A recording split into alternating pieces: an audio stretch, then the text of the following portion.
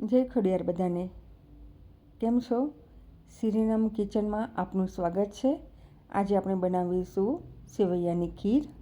આના માટે મેં 1 ટેબલસ્પૂન ચોખ્ખું ઘી લીધું છે।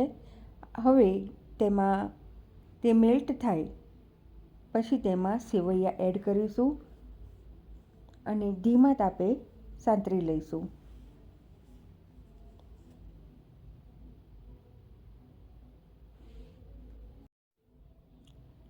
ધીમા તાપે સેવૈયા સંતરાઈ રહી છે।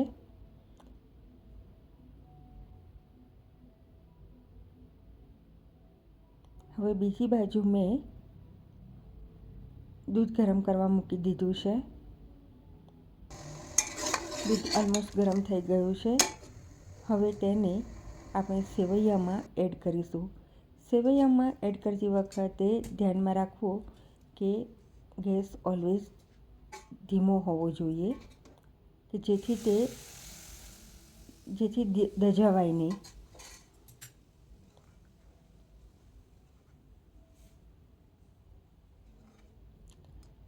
હવે સેવૈયાને દૂધમાં પકવીશું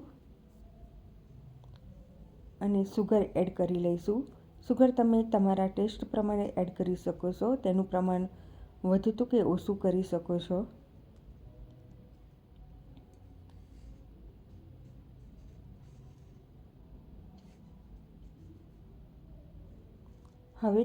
હવે તેમાં કાજુ બદામ પિસ્તા અને ઇલાયચીનો પાવડર નાખી દઈશું અને સેવૈયા ઓલવેઝ ધીમા તાપે જ પકવવી, જેનાથી ટેસ્ટ ખૂબ જ સરસ આવે છે।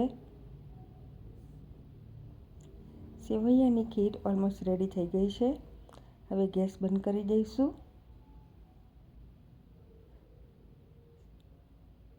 ઉપરથી મેં કાજુ બદામ પિસ્તાની કતરણ ભભરાવી છે।